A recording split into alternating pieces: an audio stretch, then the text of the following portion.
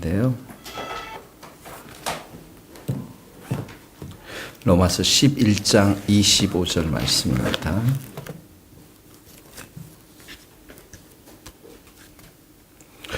로마서 11장 25절서부터인데요. 25절, 28절, 29절, 30절 한번 읽겠습니다. 28절. 복음으로 하면 그들이 너희로 말미암아 원수된 자요, 택하심으로 하면 조상들로 말미암아 사랑을 입은 자라. 하나님의 은사와 부르심에는 후회하심이 없느니라. 너희가 전에는 하나님께 순종하지 아니하더니 이제는 이스라엘이 순종하지 아니하므로 이제 긍휼을 입었다. 33절. 깊도다 하나님의 지혜와 지식의 풍성하며 그의 판단은 헤아리지 못할 것이며 그의 길은 찾지 못할 것. 36절. 이는 만물이 주에게서 나오고 주로 말미암고 주에게로 돌아갑니다. 그에게 영광이 세세에 있을지어다. 아멘. 어제 큐티를 잠깐 보면요, 주일 큐티인데요. 이 11장은 이스라엘의 회복에 대해서 말씀하시는 장인데 17절에 보니까 11장 17절에 보니까 돌 감람나무인 내가 이렇게 나옵니다. 이 그들 중에 접붙임이 되어 참 감람나무 뿌리에 진액을 함께 받는 자가 되었다. 이 참 감람나무라는 것, 이것은 그 올리브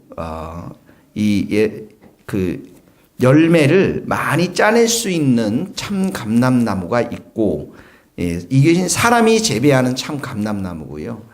그러나 이 야생에서 자라는 이 나무가 이 돌 감람나무를 말하는 것입니다. 그러니까 여기 돌 감람나무라는 것은 이방인들을 말하는 거죠. 이방인들이 구원받게 된 것이 이스라엘의 참 감람나무에 접붙임을 받았으니, 20절에 가니까 이렇게 말씀하고 있습니다. 그들은 옳도다 믿지 아니함으로, 이 그들은 유대인을 말하죠. 꺾이고 너희는 이방인은 믿었으므로 섰느니라. 믿음에 서 있게 되었습니다.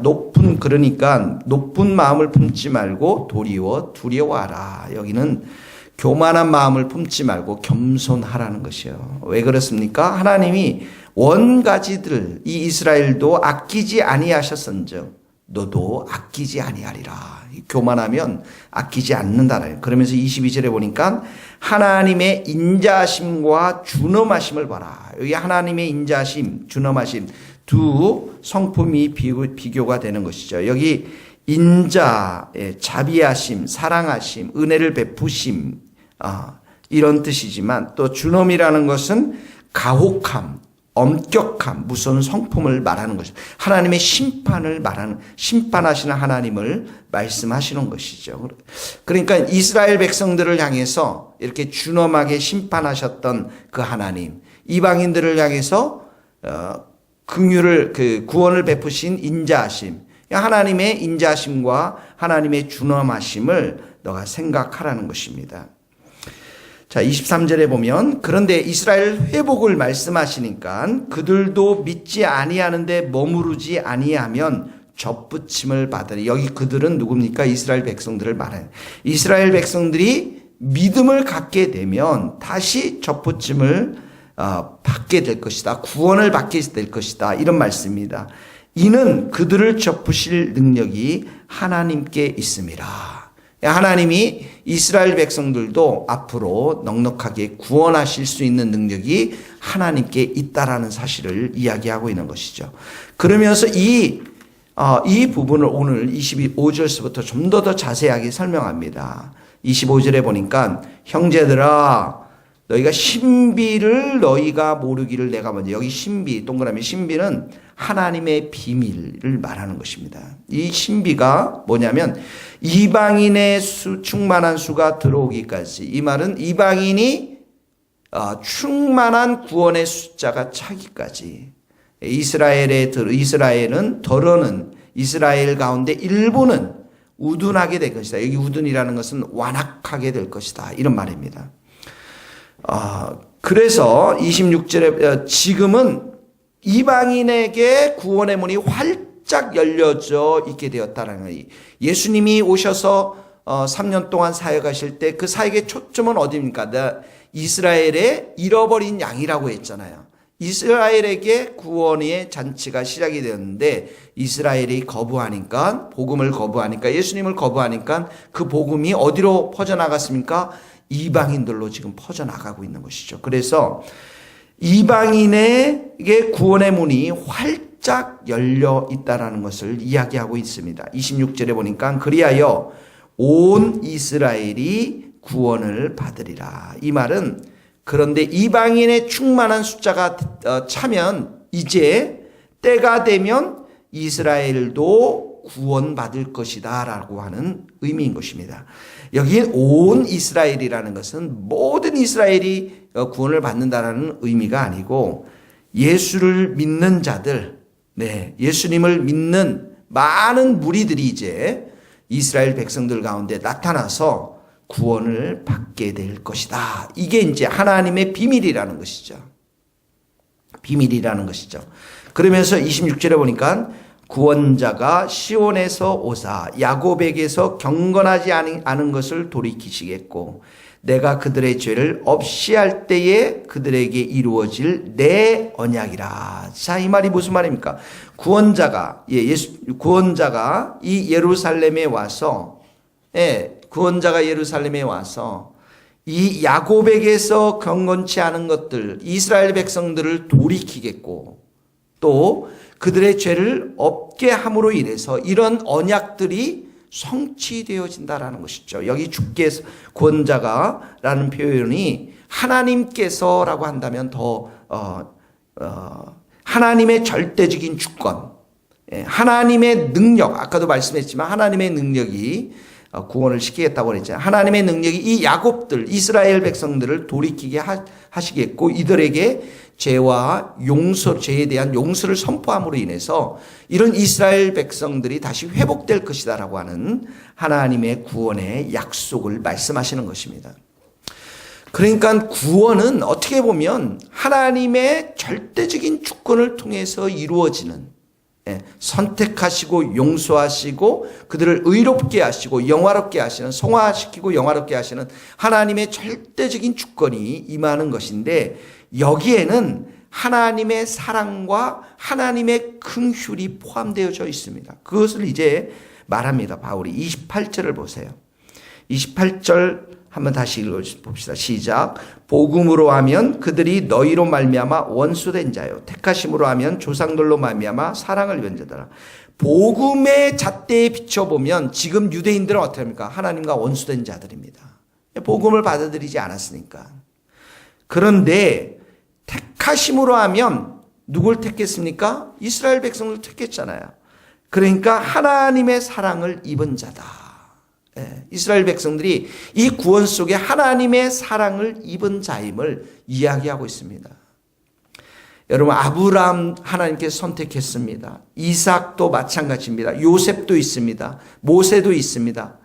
많은 이스라엘의 조상들이 모두가 다 하나님의 사랑들을 입은 자들이라는 것이죠.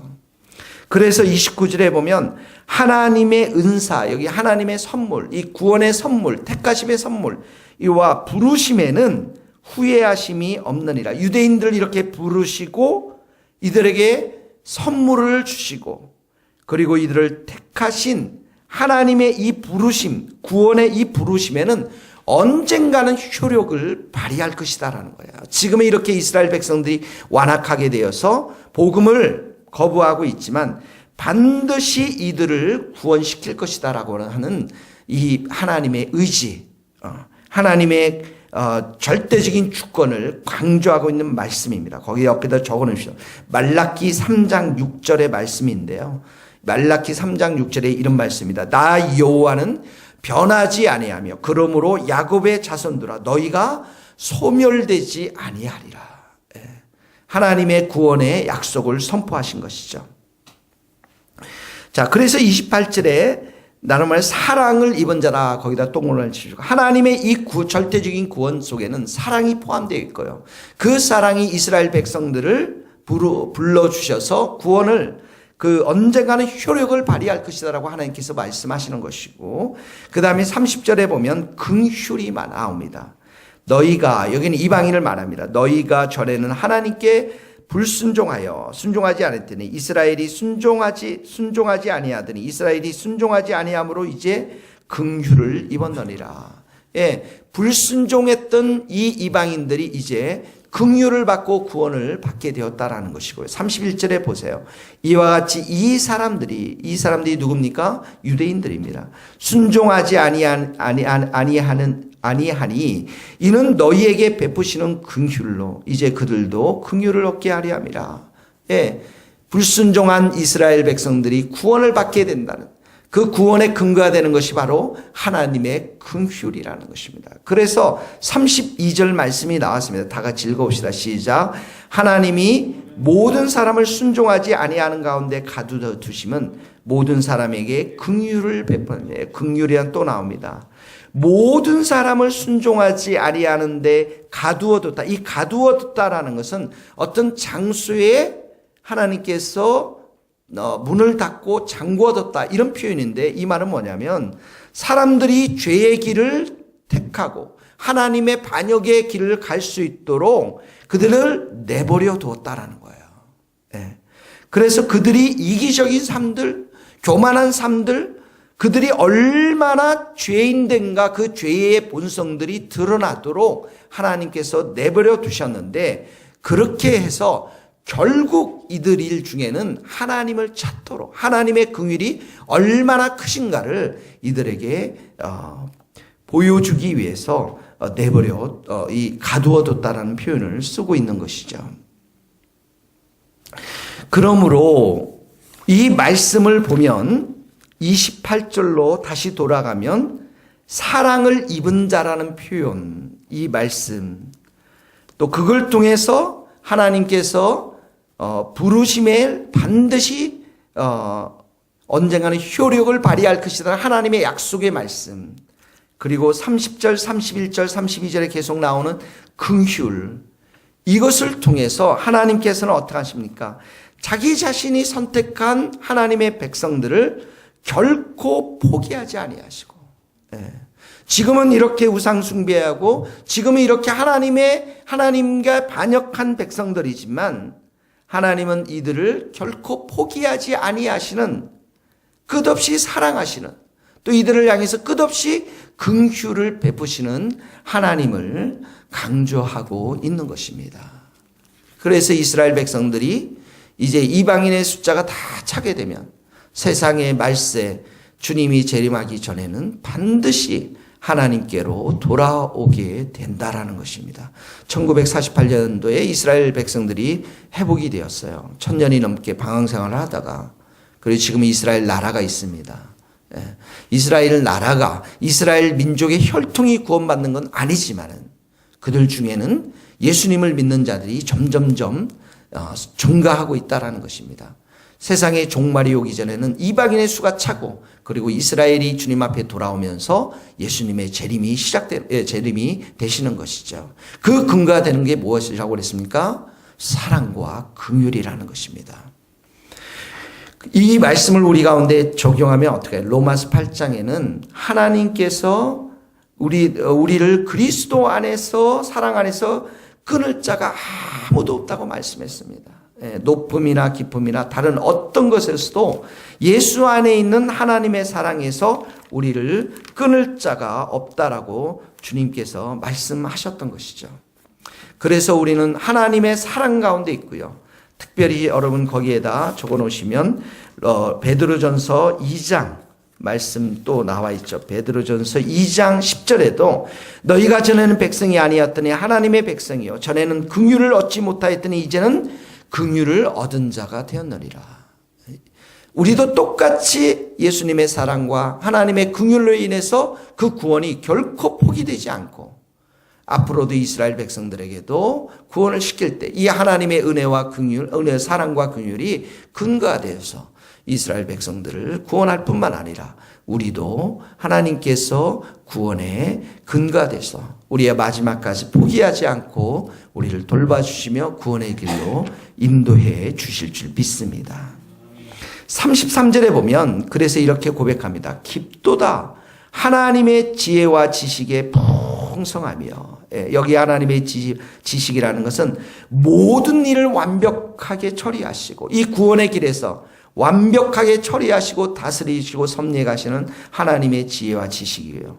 그의 판단은 헤아리지 못하고 그의 길은 찾지 못하고 누가 주의 마음을 알았느냐. 여기 판단이 나오죠.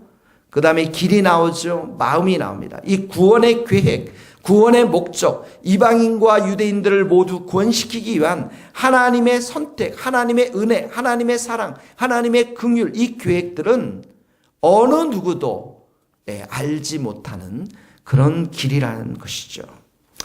그래서 36절의 결론의 말씀이 이렇게 나옵니다. 같이 읽어봅시다.